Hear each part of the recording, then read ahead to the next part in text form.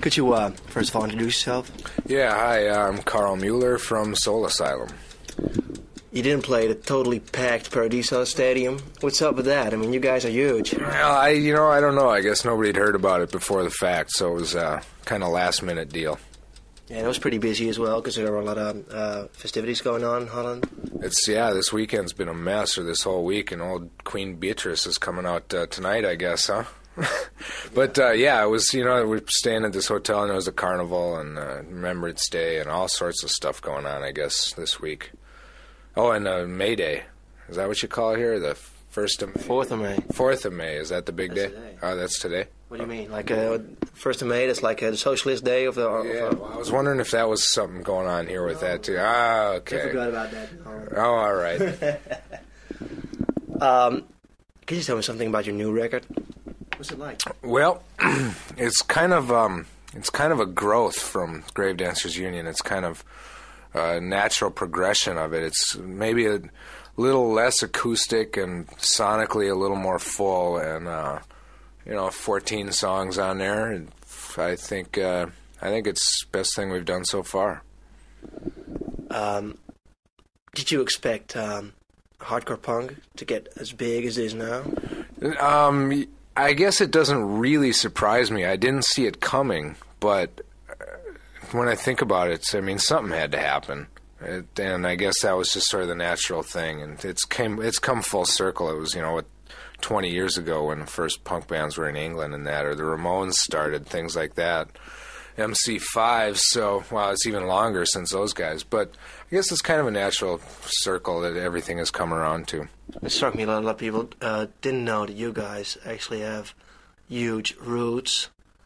Don't you think it's weird that the initial audience you got when you came over here and you played small clubs, a Vera Club in Groningen, etc., that the hardcore public, which initially attended your shows, is not around anymore?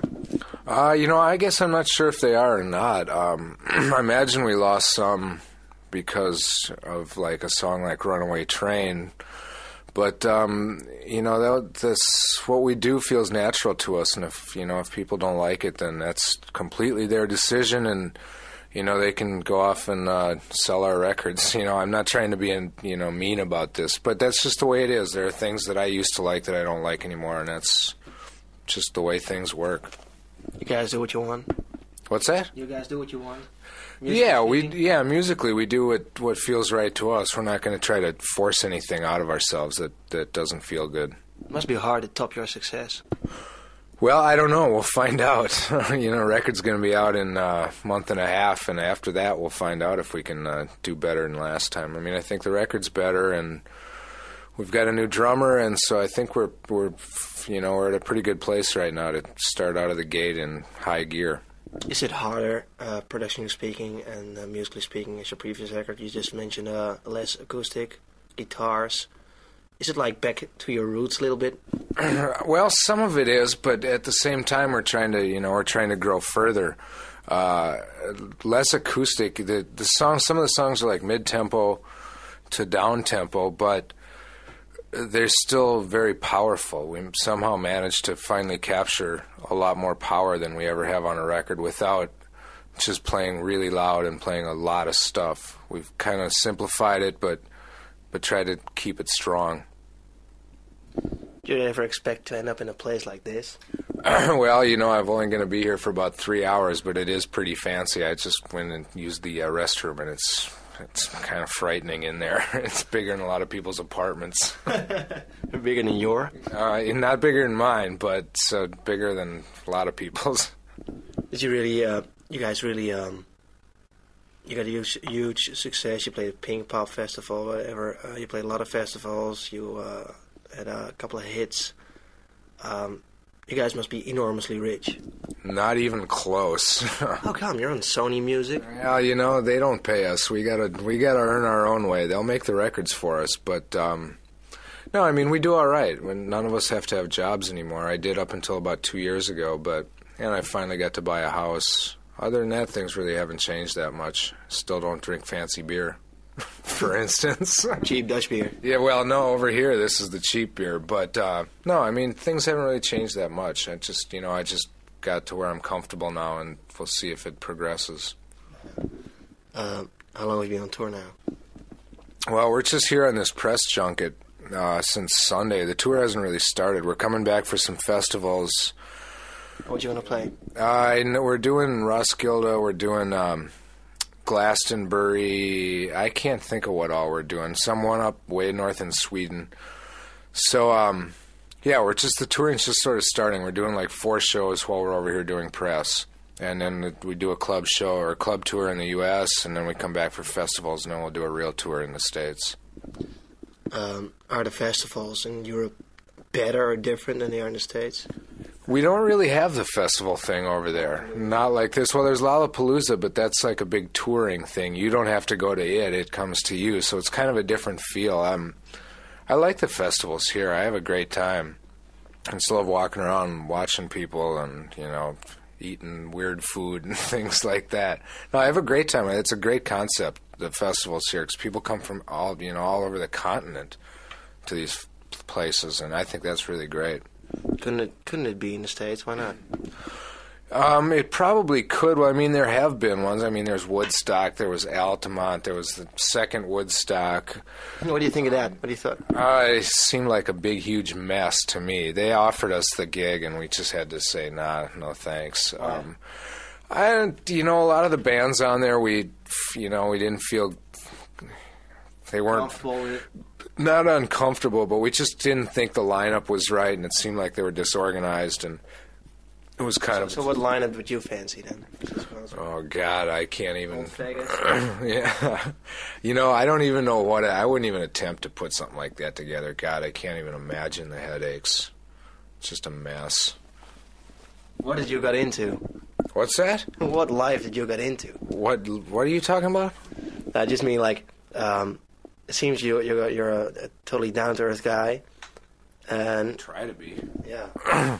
Well, yeah, it's whatever. Is it a mad business you're in? It can get a little weird at times, but you got to try to maintain some sort of home base and some sense of normalcy, or you'll crack up, And I don't want to do that. I've got too many things to do.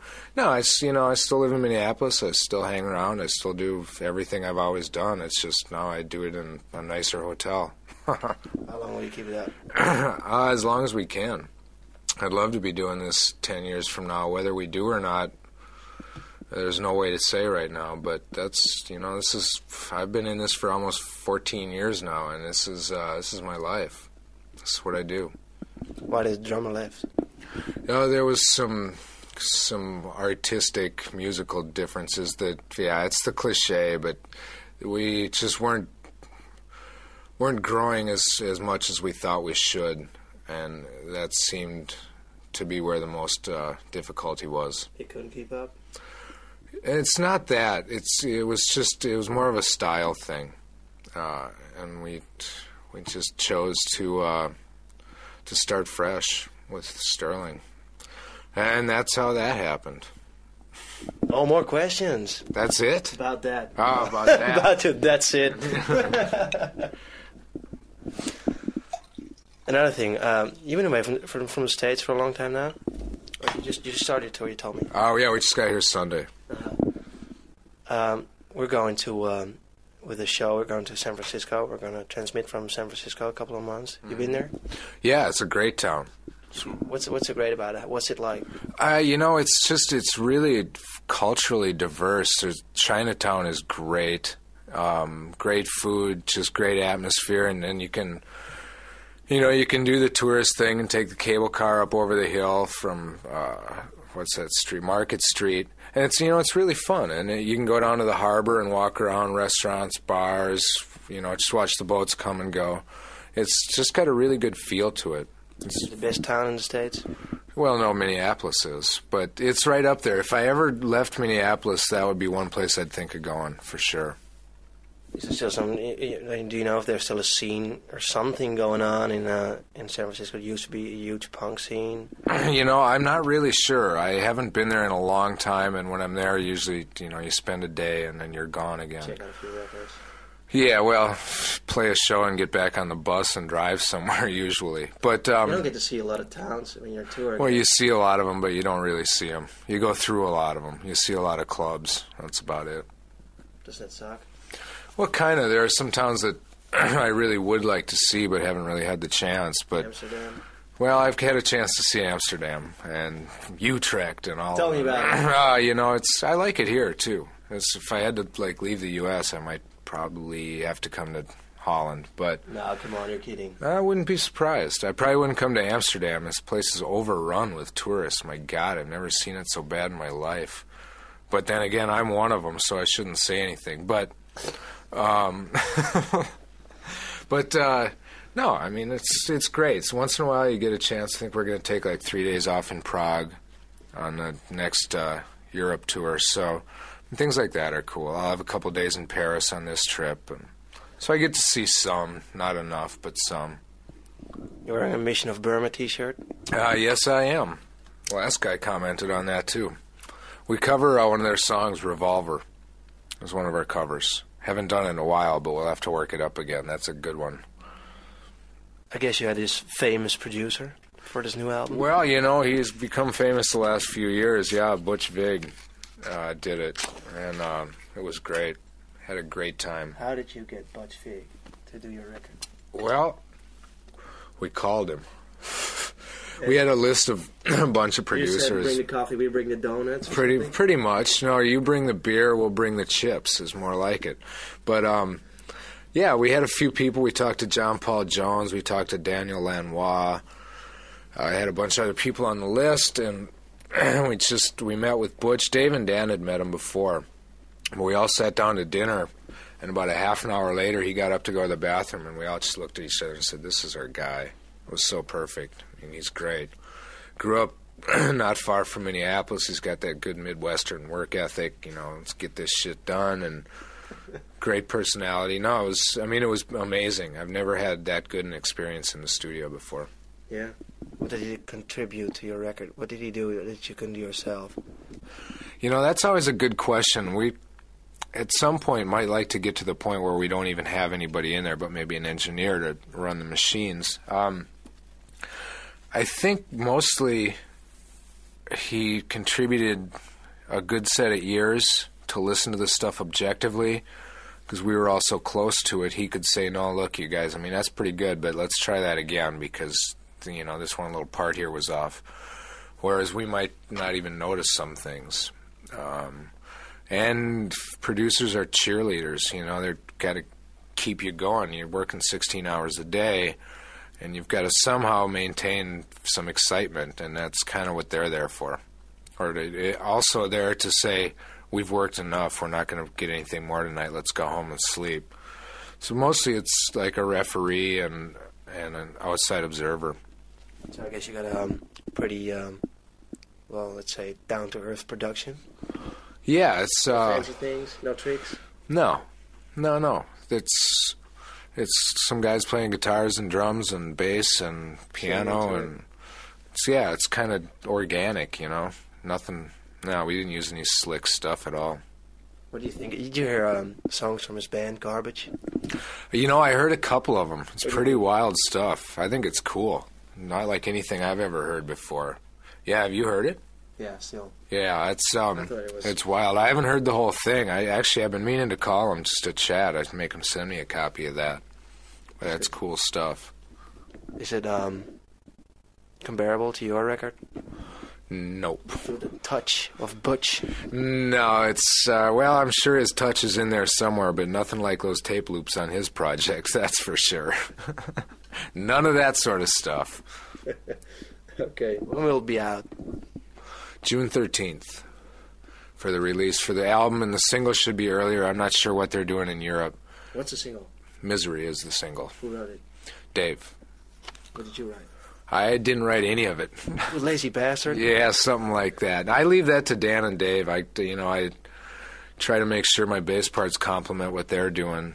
And, you know, we all kind of work on arrangements. But Dan's got one song on the record, and Dave wrote the rest of it. Is it a #1 hit? I don't know. You don't care? I'd be nice, but I have no idea, man. I can't predict those things. Do you care? Well, it would be nice. If it's not a number one hit, that's So, fine too. I can still be proud of the record, and I can still go out and play shows, and that's what's important. Okay. A lot of questions. Thanks a lot. Thank you, and have a nice day, Holland.